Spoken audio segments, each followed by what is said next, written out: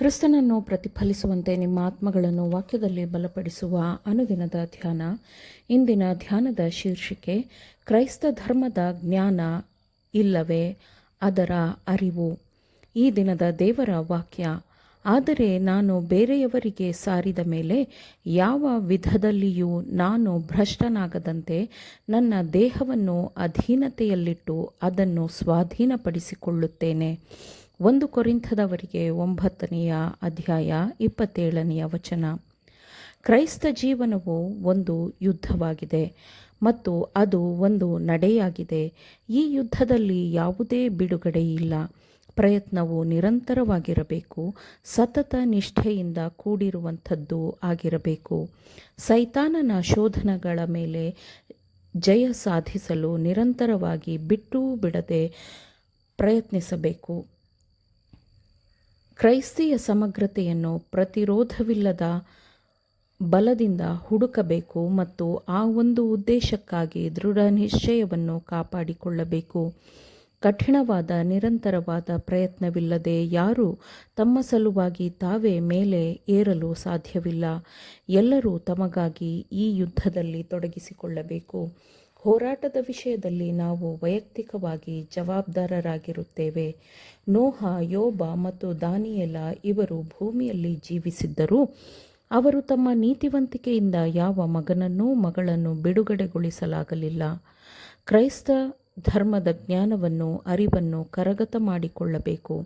ಆಕಾಶವು ಭೂಮಿಗಿಂತ ಎಷ್ಟೋ ಉನ್ನತವಾಗಿರುವಂತೆ ಕ್ರೈಸ್ತ ಧರ್ಮದ ಜ್ಞಾನವು ಯಾವ ಮಾನವ ಜ್ಞಾನಕ್ಕಿಂತಲೂ ಅನಂತ ಆಳವಾದ, ಅನಂತ ಅಗಲವಾದ, ಉನ್ನತವಾದ ಜ್ಞಾನವಾಗಿದೆ. ಮನಸ್ಸನ್ನು ಶಿಸ್ತುಬದ್ಧಗೊಳಿಸಬೇಕು.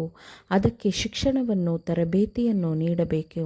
ಏಕೆಂದರೆ ನಾವು ನಮ್ಮ ಹುಟ್ಟಿನಿಂದ ಬಂದ ಸ್ವಾಭಾವಿಕ ಪ್ರವೃತ್ತಿಗೆ ಹೊಂದಿಕೆಯಾಗದ ರೀತಿಯಲ್ಲಿ ದೇವರ ಸೇವೆ ಮಾಡಬೇಕು. ಆನುವಂಶಿಕವಾಗಿ ಬಂದ ಮತ್ತು ಬೆಳೆಸಿಕೊಂಡ ದುಷ್ಟ ಪ್ರವೃತ್ತಿಗಳನ್ನು ಜಯಿಸಬೇಕು. ಆಗಾಗ್ಗೆ ಈ ಲೋಕ ಜೀವನದ ತರಬೇತಿ ಮತ್ತು ಶಿಕ್ಷಣವನ್ನು ತ್ಯಜಿಸಬೇಕು. ಇದರಿಂದ ಒಬ್ಬರು ಕ್ರಿಸ್ತನ ಶಾಲೆಯಲ್ಲಿ ಕಲಿಯುವವರಾಗಬಹುದು. ದೇವರಲ್ಲಿ ದೃಢವಾಗಿರಲು ನಮ್ಮ ಹೃದಯಗಳನ್ನು ಶಿಕ್ಷಣಕ್ಕೊಳಪಡಿಸಬೇಕು. ಶೋಧನೆಗಳನ್ನು ವಿರೋಧಿಸಲು ನಮಗೆ ಸಹಾಯ ಮಾಡುವ ಆಲೋಚನಾಪೂರ್ಣ ಅಭ್ಯಾಸಗಳನ್ನು ನಾವು ರೂಪಿಸಿಕೊಳ್ಳಬೇಕು. ನಾವು ಮೇಲಕ್ಕೆ ನೋಡಲು ಕಲಿಯಬೇಕು. ಪರಲೋಕದಷ್ಟು ಉನ್ನತವಾಗಿರುವ ಮತ್ತು ನಿತ್ಯತ್ವದಿಂದ ತುಂಬಿರುವ ದೇವರ ವಾಕ್ಯದ ತತ್ವಗಳು ನಮ್ಮ ದೈನಂದಿನ ಜೀವನದ ಮೇಲೆ ಬೀರುವ ಪ್ರಭಾವವನ್ನು ನಾವು ಅರ್ಥ ಮಾಡಿಕೊಳ್ಳಬೇಕು. ಪ್ರತಿಯೊಂದು ಕ್ರಿಯೆ, ಪ್ರತಿಯೊಂದು ಮಾತು, ಪ್ರತಿಯೊಂದು ಆಲೋಚನೆಯು ಈ ತತ್ವಗಳಿಗೆ ಅನುಗುಣವಾಗಿರಬೇಕು. ಪರಿಶುದ್ಧಾತ್ಮನಿಂದ ಬಂದ ಅಮೂಲ್ಯವಾದ ಅನುಗ್ರಹಗಳು ಒಂದು ಕ್ಷಣದಲ್ಲಿ ಅಭಿವೃದ್ಧಿ ಹೊಂದುವುದಿಲ್ಲ.